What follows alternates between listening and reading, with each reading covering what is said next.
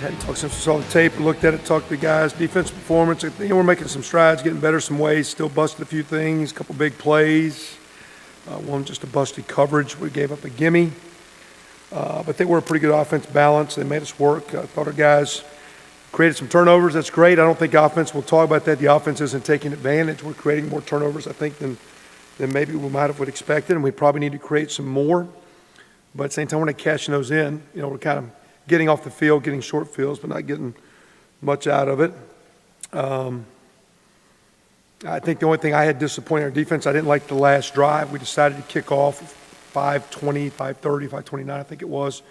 And that's the first time we kind of got worked on a long drive at the end of the game. We've kind of battled through it, and they executed pretty good on their part. That was a little disappointing because not that we laid down there, but it'd been nice to make some stops. We'd done that in previous games a couple times, and we weren't able to execute there. Offensively, as we keep saying, lack of a run game's killing us. Stephen Houston ran harder, got 130 total. Thought he made some yards on his own, running through some trash and breaking some tackles and getting behind his pads. Looked like we got better plays. Kind of pleased the way Bernard Taylor, Peyton Eckerd, young guys playing a lot. We didn't play Peyton much against Penn State, worried about the matchup, but played him a lot at right tackle, kicked Justin Pagan in the guard. Thought Peyton held his own. Still work in progress. Bernard, his best game.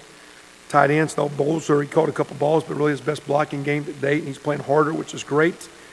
We did have a minor injury where Colin Rohrig is practicing, but it was a little injury with the hyperextended elbow, so he didn't play as much, but we'll get him back in the fold. We're getting short fields, not getting TDs. That's been an issue several times.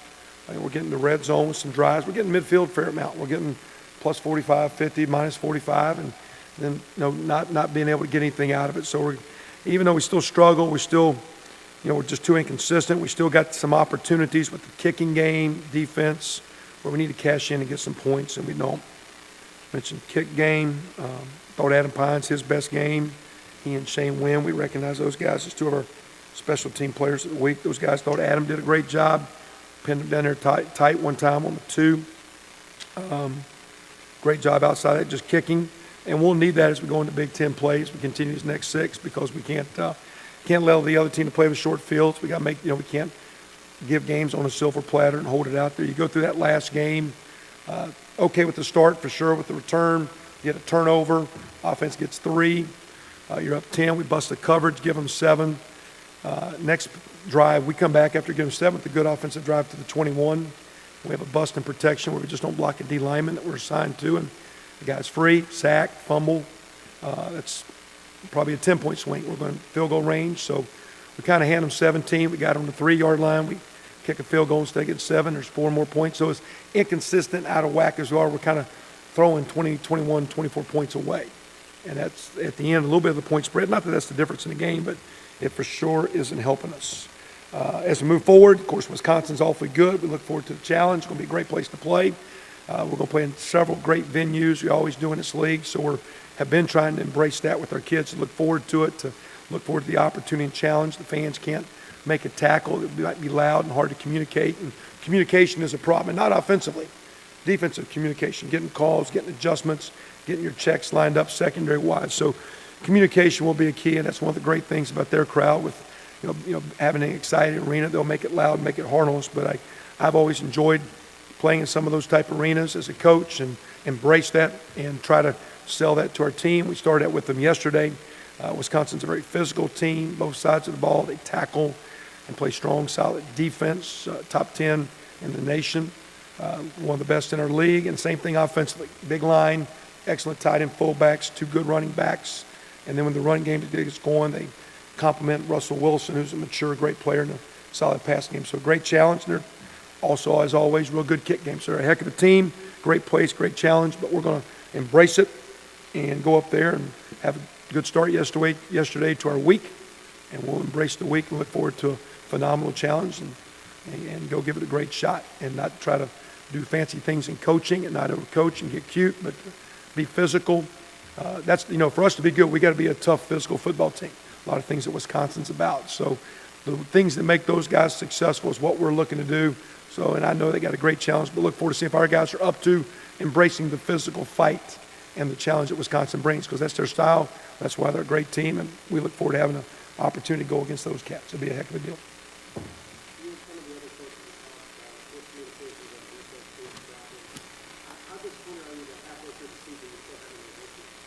Oh, I mean, again, to me, it's, and it's not new scheme, new players, but again, you do need to talk. You need to be on the same page.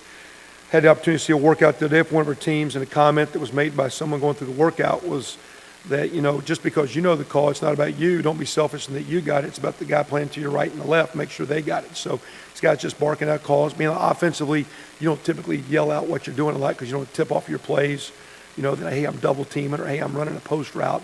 So you want to maybe hold your cards offensively, but defensively, yelling out the coverages, the blitz, the checks, that's a part of it. But again, that's a part too in coaching. We got to make sure as coaches, we keep looking at our players. I keep saying all the time, put yourself in the player's position. And with his time on task and what you're asking him to do, don't make him think or adjust too much. At the same time, with formations, what we're seeing, hey, give our guy a chance, put him in another position. But the more positioning to do, the more thinking you do, the more communication that leads to. So it's a double-edged sword. But again, heard it the other day from one of the coaches in an interview. It's communication and it's clarity of communication. Everybody's on the same page. So not disappointed. It's not where it needs to be, and we'll keep working as we move forward.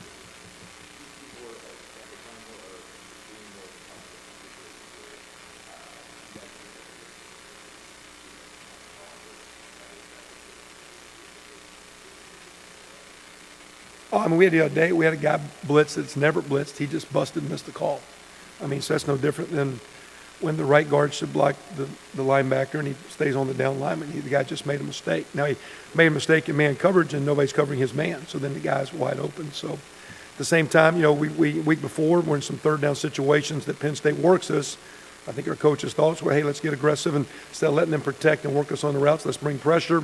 It's a sound blitz we're doing, but unfortunately, a guy just busted, and that's a part of playing, and players will always bust, and young players may bust a little more, but you move forward as you go with it. So again, defensively, now what does that mean? You don't blitz, we don't blitz, you don't get home. They sit there and they pick you apart. So that's again a part of our when I say double-edged sword, you pick your spots. Just because that guy busts, does that mean you never go back to it? You try to teach that guy to move forward and not make the play. I was more concerned that the guy made an error the next play. He was on the field in the first one. Good players mess up. You got to forget about it, move on. And that's a sign of teaching young players how to become good players. When you make a bust, you can still have a good game. Play the next play and keep moving on. Played very well, and especially since we go through the bulk of our training, we go through the bulk of preseason with Mark Murphy as a safety. Leon gets hurt, and he's a backer, so now he's a freshman. But we go through preseason, summer training in a position. You take Bobby, and we got him as a D tackle, which is what he played. But the way the DNs were playing, we didn't need him at D tackle because we did have a little depth there. We kick him over to DN, and so I think that instinctively shows, a kid coming out, a good program down south. It's well coached. Plant High School in Florida, a heck of a program in Tampa, well coached, and he's kind of playing on instincts. And the more he plays, the better he does. But he's off to a good start.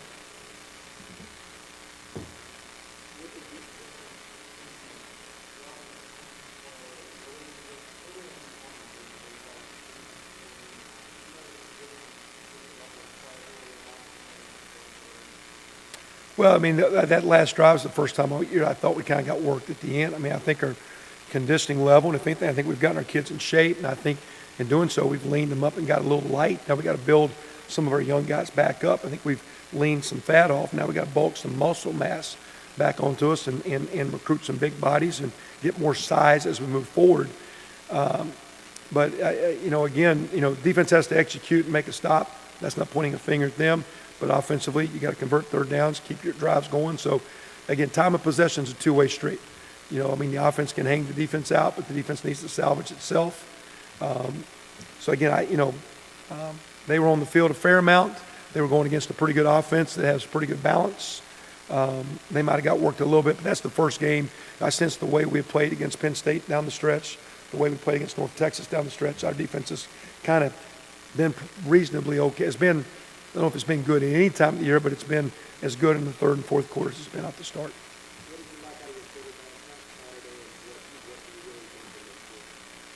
Well, quarterback-wise, as we move, Dusty hurt an ankle, and he actually got a pretty significant sprain, and he'll be, I think he's got what would be considered a high ankle gig with a little bit of a ligament gig he was trying to play through.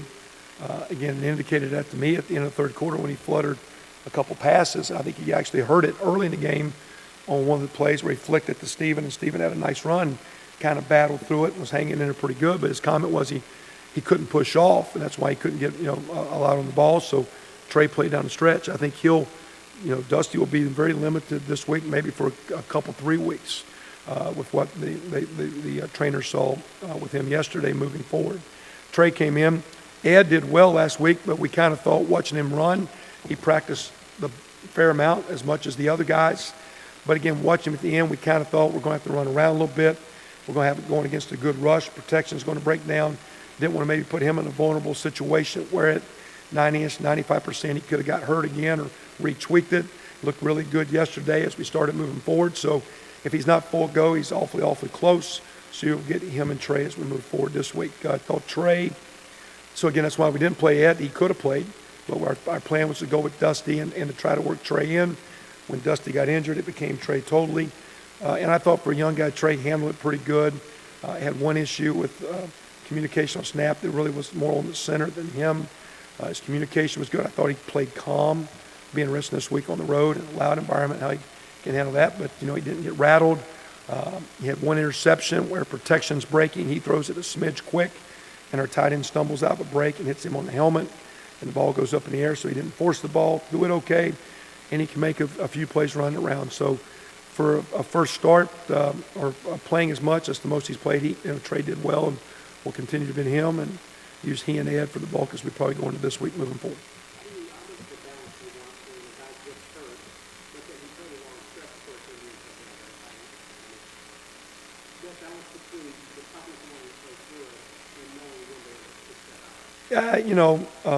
Again, we want guys to battle and be tough. So at the same time, as a player, if you can't go full go, you got to step up. And that was my comment to him. I said, well, can you really play? And he kind of hesitated. I said, you're good. And it wasn't, again, he battled 2 quarters with it pretty good, not getting a lot of run game, not getting a lot of protection. So again, Dusty's got a lot of heart, hung in there and battled, did the week before, at the same time, I think, after he's played, it really ballooned up on him, and it was probably a little bit more significant than maybe he thought. Probably the competitiveness in him, the excitement, you're loose, you're going, and you battle through it a little bit. But again, the only comment that I had gotten with him was when he had 2 balls that were way off target. I say, what's wrong? And he said he was having a hard time pushing off. I said, what are you talking about? I said, hurt my ankle. So when? He said, early. And so I said, can you place it? And he just kind of hesitated. So I said, we'll go with Trey the next set. And Trey, that wasn't the drive Trey scored, but Trey settled in, was playing good. We just kind of let him ride it out.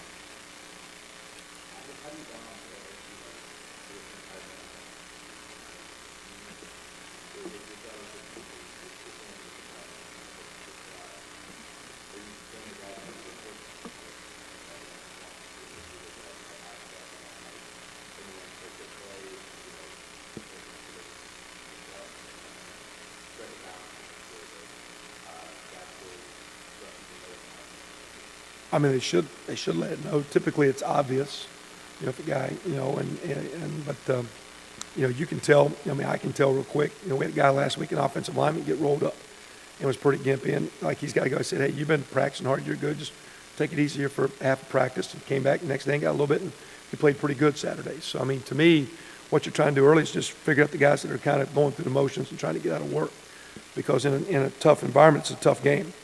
And you got to make your practices smart, but tough. We go full pads. We do every day. Shoulder pads 2 days a week. Full pads.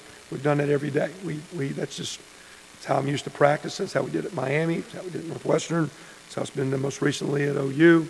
It's a game play with pads. So you learn how to hit, learn how to deliver a hit. You learn how to stay healthy. Good teams stay healthy. Typically, the guy that is the hitter stays a little bit more healthy than the hittee. So you learn how to be the guy that delivers the blow, and you teach that, and that's what we're trying to do. So, and I appreciate guys wanting to battle through it. That's what we want. I don't punish guys, but again, when you miss significant timing, you're not going to be up to speed. You're not going to know what's going on. But we have a couple players right now that we're pretty smart with in practice. We have a couple of defensive players that, as we practice full go, but then they never hit because, they're a little nicked up with, a slight injury to an elbow or a shoulder. So you just, we're smart about it. We're not, stupid in what we're doing. And we don't go full go tackle where you get guys ankles and knees and piles up. We try to go full go hitting, but it's full go on your feet and it's full go up. That's how That's how most people practice.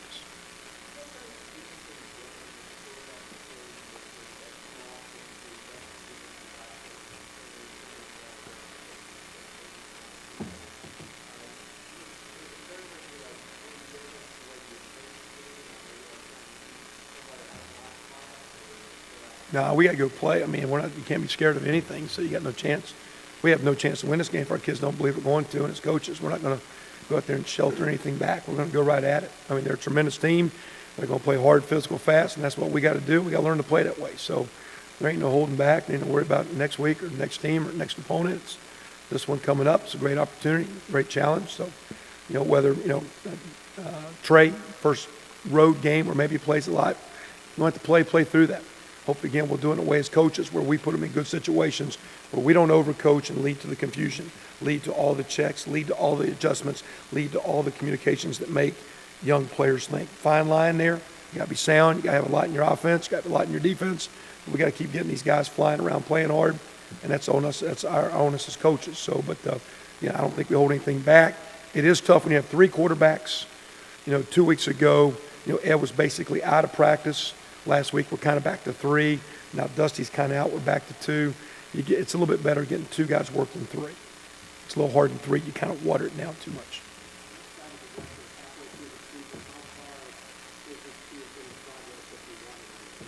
Well, the couple disappointing things to me, one, we talked about playing smart. We did go from 20 penalties to 1. I don't think that was coaching. I don't know. I can't believe they didn't, all of a sudden we didn't have a bunch of flags. So, which is good for us. I guess we did a great job coaching that, I guess. I don't know what we said, but also we didn't have flags. But, turning the ball over like we did, giving, a 10-point swing on a, it's a max protection. We got 3 guys running routes, 7 guys blocking, and they rush 5 guys. We got 7 on 5. That's a complete shutdown, and they shouldn't be close. And to give, a point differential, mistakes like that, taking those things out of the offense is concerned.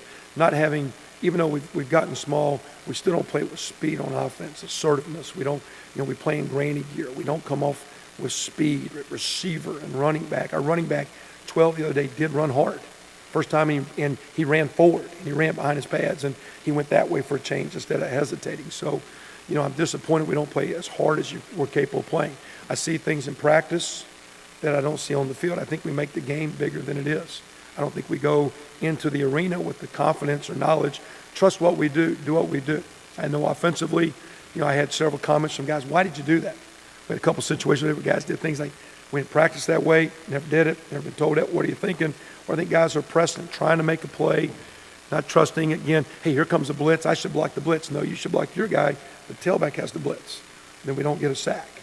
You know what I'm saying? So we got guys that are a little panicked, overreacting, lack of distrust, trusting the coach, trusting me, trusting the coach, trusting the player beside them, trusting themselves. And as we move forward, we have had a couple good weeks of practice. Last week's the best week of offensive work we've had. Came out yesterday with a good start. We're trying to build on it. There's a point in time where it goes from over there onto the game field. Great challenge and a tough challenge Saturday, but we will be the same until we make that transition. As coaches, we're being positive with it. They're practicing well, but we needed to transfer into game period.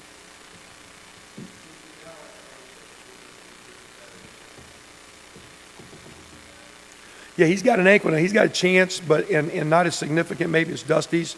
But again, that being said, you'll be working with it. Be Kenny Mullen, Nick Stoner, those kind of guys. Now Wisconsin, will play a lot more big guy people. So being in some of the 5 DB sets or 6 DB sets isn't quite as common for these guys because they're just a bigger team where they're going to play 2 tight ends and a fullback a fair amount, or they're going to play 2 tight ends and 2 receivers. So a lot of times they'll have 1 receiver, a lot of times they'll have 2. So we'll be in a mix where maybe the nickel safety guys, they'll be used but not quite as heavily.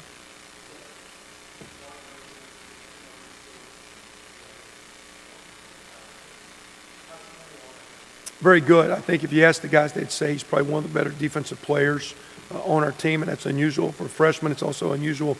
We took him from safety to backer, but he's a solid. His dad was a heck of a player. He comes from a great high school program, and he's a guy back in the preseason summer run around like, hey, how fast, how good's this guy? You put pads on. He's one of our better football players.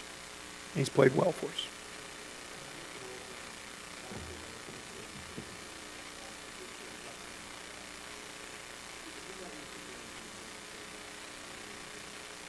I don't know. I think he's really good. I don't know.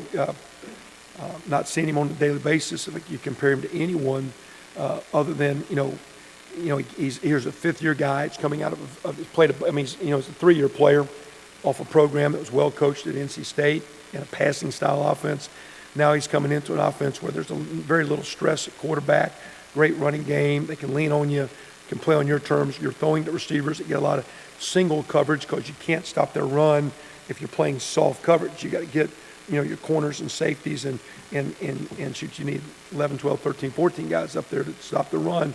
So when he's throwing the ball, he's throwing it there at one-on-one. So great run game, great line. It looks like from afar and in listening to comments that he's came in as a fifth-year guy, and naturally quarterback position does that, but he's become a quality big-time leader for them. And I think that's probably why they're off to such a great offensive start. And again, I'm a Carolina guy, so I always watch those NC State games. I don't know if I'm pulling for him or against him, but I always watched him and always liked him as a player. And a little bit more of a one-back, still running the ball, but a one-back system. A guy that you saw run around, does make plays with his feet, can extend plays. I don't think you call him a running quarterback, but he makes great plays on the run, very accurate throws, very calm. He's a solid player on a really, really great offense. Reed's really good.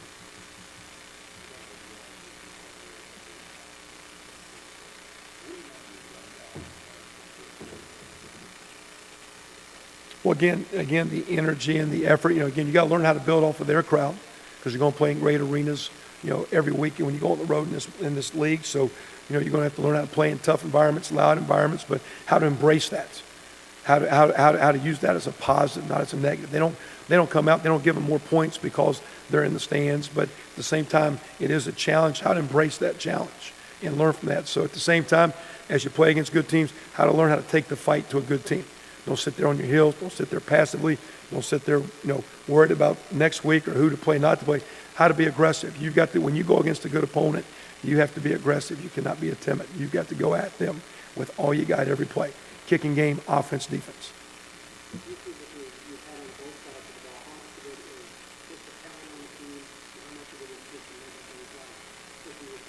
The disappointing things, the mental things, and the disappointing is what I see some guys capable of doing, not seeing that trust in doing that on Saturday. We've got our team maybe in shape where we've thinned up a little bit. We're not quite as heavy, as thick, or as big as I'd like to be, but at the same time I thought we were overweight and not strong. So we've leaned them up. Now we got to bulk up, build up. So in time, we will physically get bigger and stronger as we move forward. And so if that's the physical things you have, maybe a couple positions where you can never have too much team speed at any skill set. But the disappointing thing is when we talk about playing smart football, not giving away turnovers, taking advantage of short fields, getting touchdowns, playing physical, being assertive, being aggressive. We still play the game with a little too much doubt, and that's what we're trying to sell moving forward. That's our short-term fix. Those are things we control.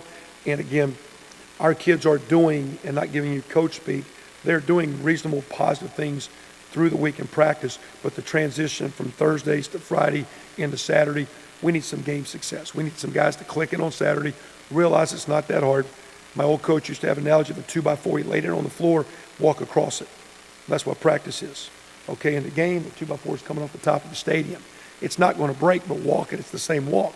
But you think the risks are greater. Can you walk the same walk, do the same steps? So that's the trust factor. And again, with new coaches, I haven't done a good job of earning their trust that these guys will bond with us and move forward. So we'll keep working at it. This will be a great challenge. And to do this game, again, we got to be aggressive. We got to be physical.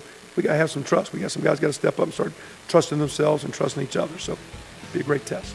I'm going to turn over to Coach Johns here, okay? That's good?